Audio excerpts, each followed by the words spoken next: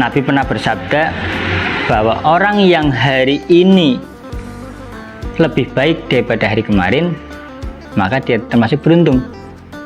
Sementara yang jika hari ini sama dengan hari kemarin, dia itu orang yang merugi. Lah sing lebih elek. Lebih elek ada yang ketiga.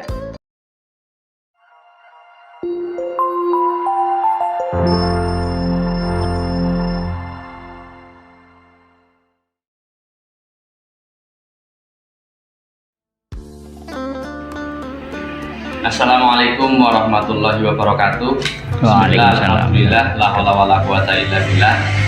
Yang sangat saya cintai seluruh pemirsa yang alhamdulillah pada kesempatan kali ini dapat menyaksikan bincang-bincang canda. Insya Allah serius Gus nggih? Serius dan humor. Ya, kalau kita bercanda itu serius. Ya, betul. Dan kali ini kita berkesempatan ngobrol, berdiskusi dengan seorang kiai boten jenengan. Oh, betul. Boten. Salah seorang bapak muda di Kecamatan Sampang yang pinter nyervis HP insya Allah. Pinter nyervis HP. Kali ini kita mau banyak ngobrol tentang beberapa hal, terutama tentang apa yang sedang kita laksanakan hari ini di bulan Ramadan. Sebelumnya Gus sehat Gus? Alhamdulillah sehat. Ya, sebagaimana yang terlihat ini, saya sudah agak diet kan? Saya puasa, jadi pantas kalau diet. Berarti saya insya Allah. Kalau ada yang puasa kok tambah gemuk, nah itu perlu dicurigai itu. Ya, alhamdulillah insya Allah sehat dan puasanya lancar. Amin. Gus ya? Silakan. Gus apa Ge? Apa ya? Ya, Gus lah ya? sekepenak lah. Gus. Jadi Gus, tentang apa yang sudah kita hadapi selama ini di bulan Ramadan, pastinya kita sebentar lagi hadir di hari raya. Betul. Menurut jenengan itu sebetulnya siapa orang-orang yang menjadi pemenang di hari raya itu? Apakah memang orang-orang yang bajunya baru, atau orang-orang yang punya kekasih baru, atau orang-orang yang memiliki sesuatu baru setelah kita tuntas di bulan Ramadan? Monggo. Terima kasih. Terkait dengan berakhirnya Ramadan ditandai dengan 1 Syawal. Yeah. Tapi pemaknaan 1 Syawal itu ternyata ada 2 hal. Pertama, bagi yang ikut berpuasa di bulan Ramadannya itu akan diistilahkan dengan Idul Fitri. Yeah. Sementara bagi orang-orang yang tidak berpuasa kemarin di bulan Ramadannya, maka itu namanya Lebaran.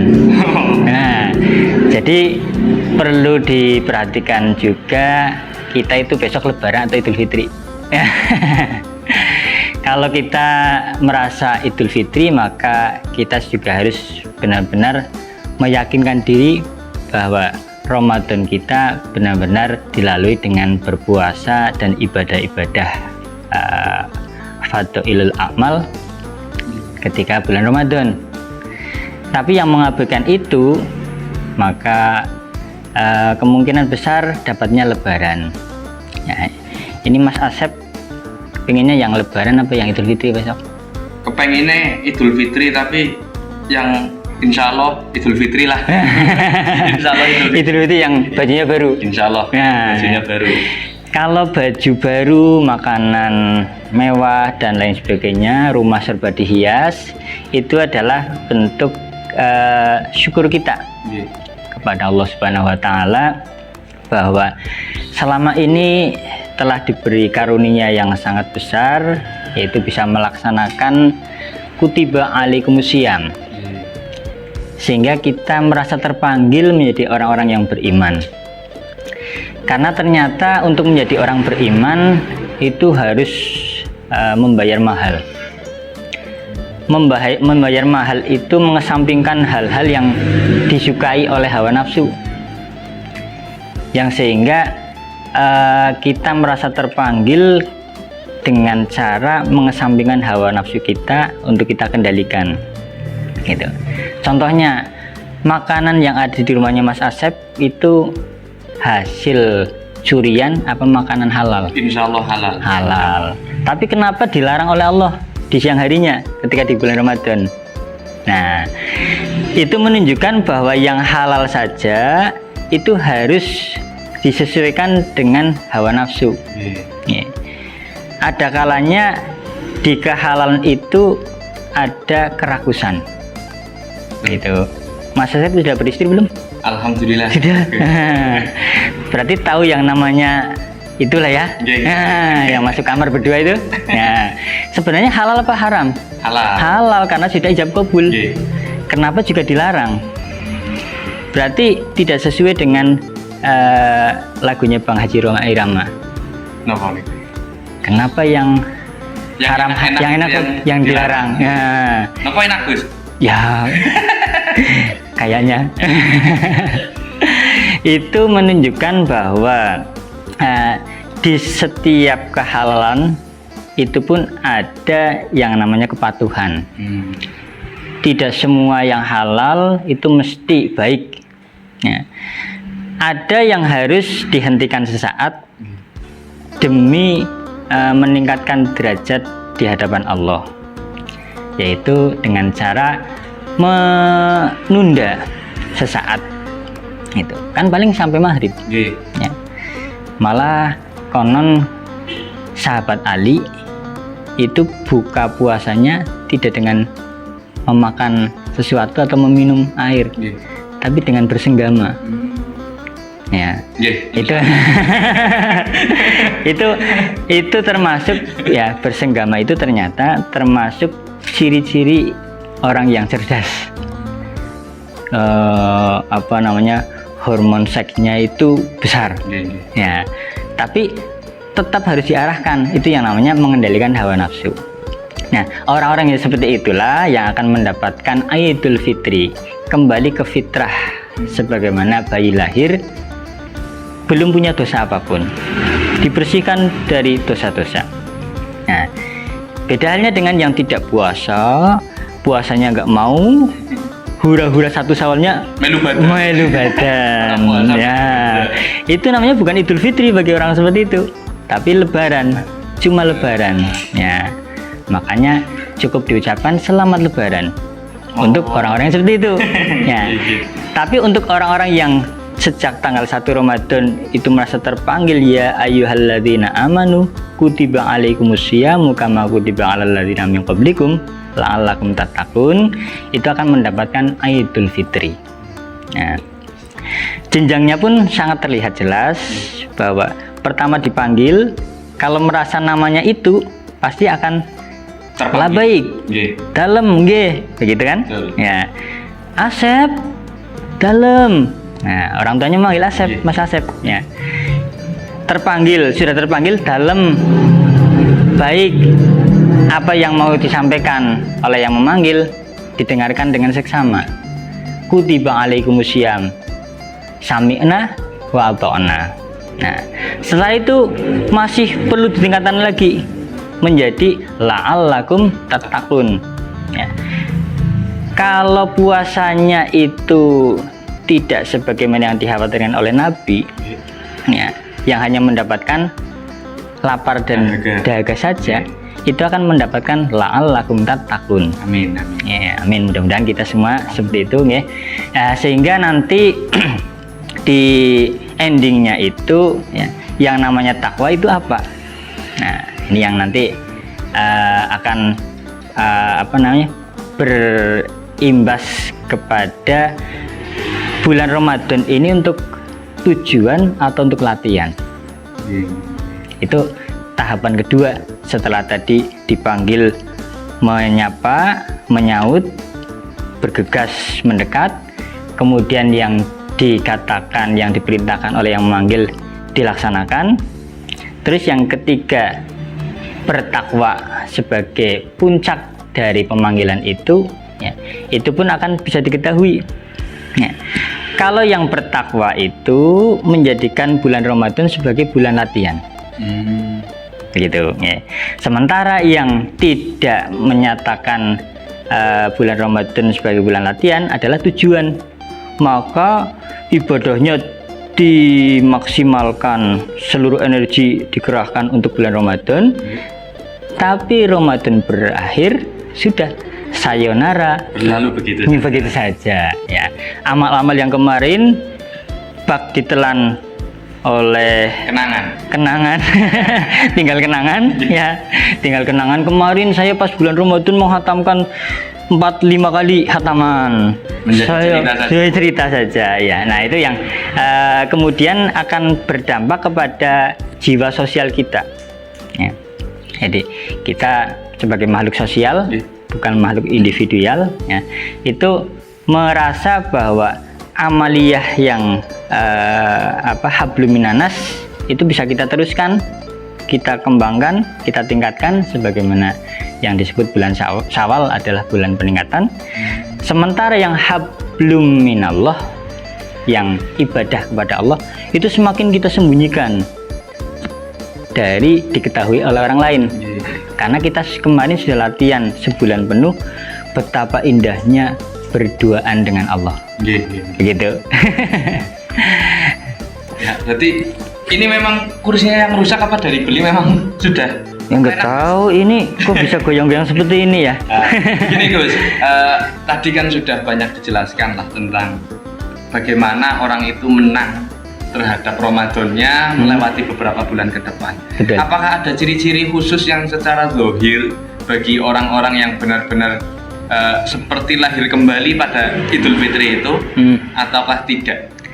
Nah ya, jadi keberkahan Ramadan itu akan bisa dirasakan ya. Sebagaimana definisi berkah adalah ziyadatul khair, tambahnya kebaikan pada diri seseorang. Itu berarti orang tersebut mendapatkan keberkahan, yang berarti jika Ramadan ini mampu memberkahi kita, kita pun selepas dari Ramadan akan semakin tambah baik. Gitu.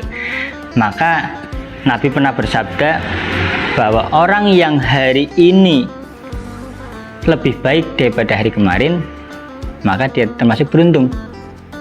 Sementara yang jika hari ini sama dengan hari kemarin, dia itu orang yang merugi. Lah sing lebih elek ada. Yang ketiga, hari ini lebih jelek daripada hari kemarin, itu orang yang terlaknat. Nauzubillah min dari laknat ya. Terlaknat ya. Jadi begini, semisal Mas Asep di bulan Ramadan itu mampu membaca Quran, tadarus Al-Quran setiap harinya 1 juz ya. Kok ternyata selepas sholat Id sampai berhari-hari, berbulan-bulan, sampai datangnya bulan Ramadan kemudian malah tidak membaca sama sekali.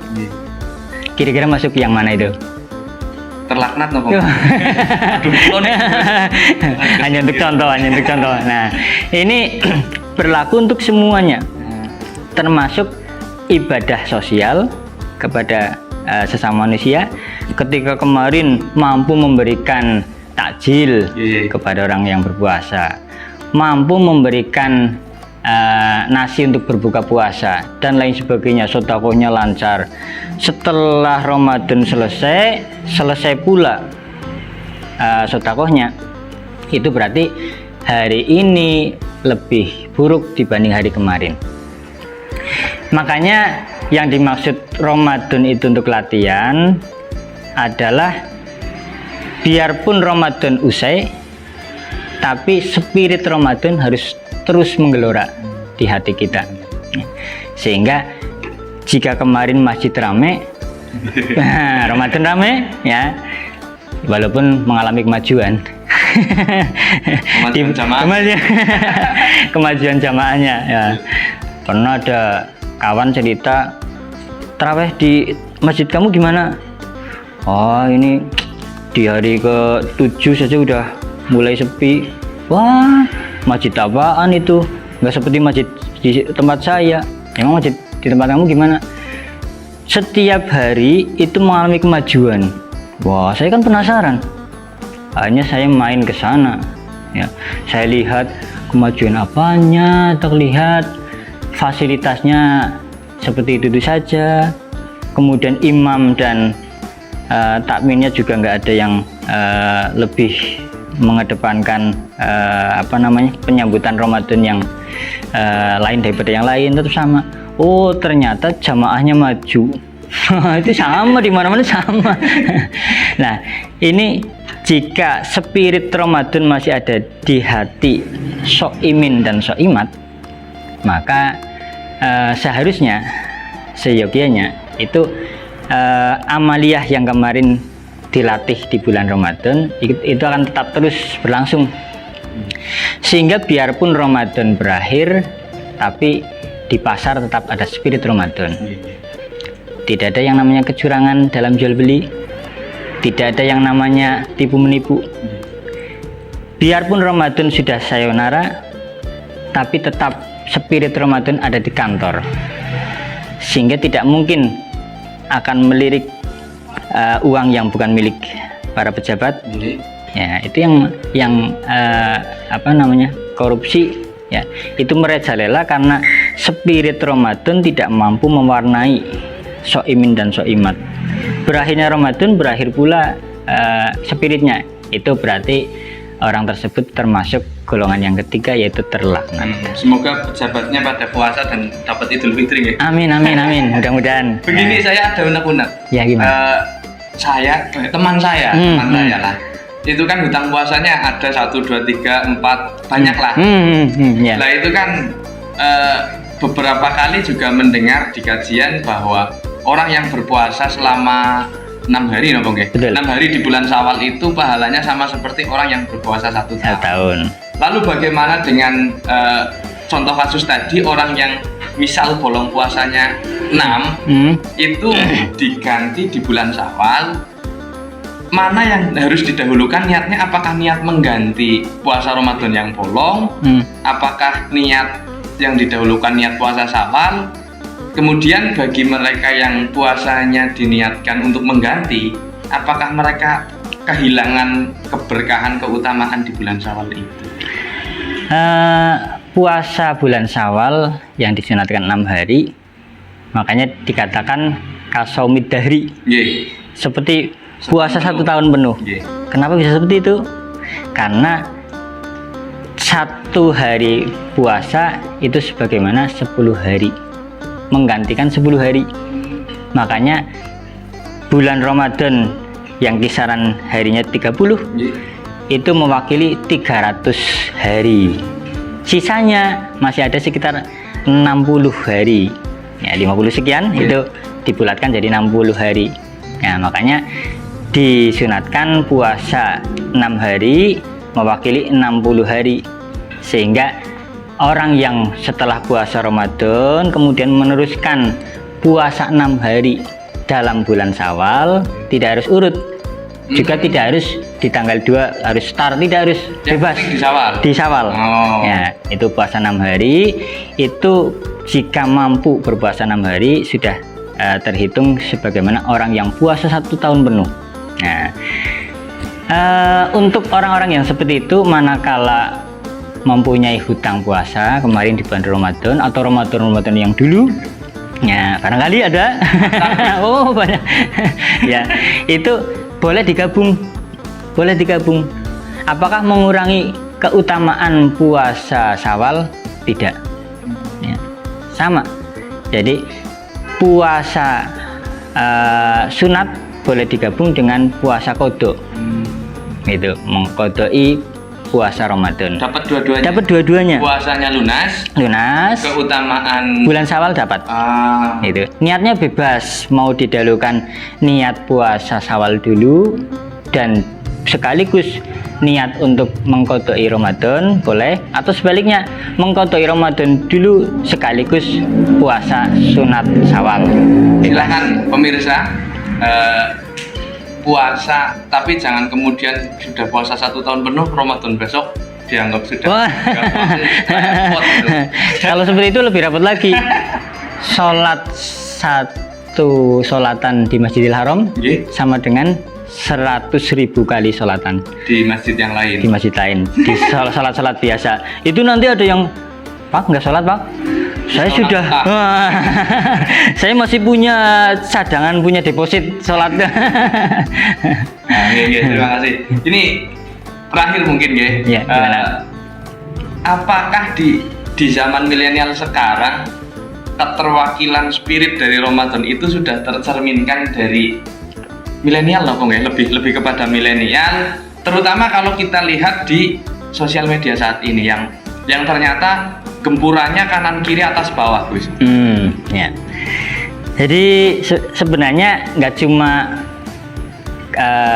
kaula muda, nggak cuma milenial, karena siapapun, bahkan sekarang kakek-kakek, nenek-nenek itu pegangnya HP semua. Dia akan bingung kalau HP-nya tertinggal atau malah bahkan hilang, ya malah bingung. Tapi kalau Qur'annya hilang mungkin nggak begitu dipikirin, ya itu ya. Nah sehingga fenomena yang ada di sekitar kita tentang orang-orang yang bermedia sosial, ya, itu pun bisa kita arahkan ke keberkahan itu tadi, keberkahan Ramadan mampu mewarnai orang tersebut atau tidak, ya, itu bisa ditunjukkan dengan semakin baiknya orang itu bermedia sosial, semakin bijak. Karena ternyata begini, tidak semua yang benar itu pasti baik, tidak semuanya. Contohnya begini, Mas Asep saya singgung di media sosial, bahkan saya caci maki. Saya caci maki, saya fitnah bahkan. Itu kalau Mas Asep membalas dengan mencaci maki saya, memfitnah saya, benar apa tidak? Tidak. Menurut saya benar, karena membalas sesuai kisos. Oh begitu. Iya, sesuai kisosnya. Ya. Membalas yang sama dibenarkan, ya, tapi tidak baik. Gitu. Yang baik seperti apa? Yang baik adalah Mas Asep memaafkan saya. Itu benar plus baik. Tapi ada yang satu tingkatan lagi di atasnya, yaitu kepatutan dan keindahan. Jika Mas Asep mampu menjelaskan apa yang saya fitnahkan dengan ilmiah, maka itu semakin indah. Contoh begini, kenapa umat Islam itu akan kebakaran jenggot? Islam jenggotan? Oh, bukan. Jenggot yang kebakar. Oh, siap. Orang Islam banyak kebakaran jenggot manakala semisal kiainya dicaci maki, atau bahkan nabi kita dicaci maki, terus emosi bahkan berlebihan, ada demo dan lain sebagainya. Padahal kalau kita lihat yang pada demo itu belum tentu mengamalkan ajaran Nabi. Tapi bukan itu yang mau saya jelaskan, bahwa begini, sebenarnya itu mungkin bisa dibenarkan, ya, karena membela nabinya, membela kiainya, bisa dibenarkan, tapi belum masuk tataran atau tahapan baik. Karena yang baik itu adalah memaafkan. Memaafkan sambil mendoakan mudah-mudahan orang tersebut mendapatkan hidayah sebagaimana Nabi yang pernah panjatkan kepada Allah ketika disiksa di Taif, ya, Allahumma hdi qaumi fa innahum la ya'lamun. Ya Allah, berikanlah petunjuk kepada kaum saya karena mereka melakukan hal seperti itu, hal yang mungkin bisa dikategorikan salah besar, dosa besar, itu karena mereka belum tahu. Gitu. Jadi memaafkan itu sangat baik. Ada yang lebih setingkat lagi di atasnya, yaitu kepantasan dan keindahan. Manakala umat Islam memanfaatkan momentum karena ada penghinaan kepada nabinya, jelaskanlah siapa sosok Nabi Muhammad SAW itu. Maka dari penjelasan itu diharapkan orang yang tadinya menghina kemudian bisa memahami, bahkan mungkin bisa menjadi perantara mendapatkan hidayah. Begitu. Oh, ternyata Nabi Muhammad seperti itu. Saya kira jelek sekali. Ternyata luar biasa hebatnya. Betapa bijaksananya beliau dan sebagainya. Betapa kasih sayangnya terhadap umatnya. Sehingga akan memanfaatkan momentum daripada tidak ada sangkut pautnya dengan Nabi Muhammad, tiba-tiba kita menjelaskan kepada orang non muslim itu, ya nggak ada hubungan sama sekali. Ketika justru sana yang menyambungkan kabelnya, gitu, masuklah kita untuk menjelaskan. Itu semakin indah dan manfaatnya semakin maslahat, begitu, ya. Terima kasih. Ternyata tidak lepas dengan kata-kata kabel karena terlepas beliau adalah HP Gus. Dan HP-nya Mas Asep bukan Kak? guna. Oh. Berdukung sampai saya Gus. Mohon dibetulkan itu. Jadi sedikit saya dapat itu ternyata gini. Di zaman milenial ternyata tingkat ketakwaan seseorang itu bisa kita lihat dari keterwakilan sosial medianya. Betul. Luar biasa itu. Ternyata apa yang terjadi di sekarang saat ini bahwa nyawa seseorang itu bisa kita lihat di sosial medianya, maka bijak berhati-hati itu sungguh menjadi pegangan yang harus kita kencangkan di setiap saat. Kurang lebih begitu. Kita sambung lagi di lain kesempatan Gus. Ada satu lagi ini. Kenapa? Kalau peribahasa kuno dulu mengatakan mulutmu adalah harimaumu. Kalau peribahasa milenial sekarang jempolmu adalah harimaumu. Nah, gitu. Karena lebih berbahaya ya. Iya. Tajam, jempol kita, jari kita sangat tajam.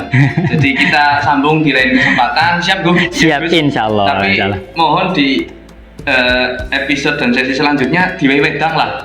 Ini kan sedang puasa. Lah ya. Katanya tadi, kutiba alaikumusiyam. Ya kan benar.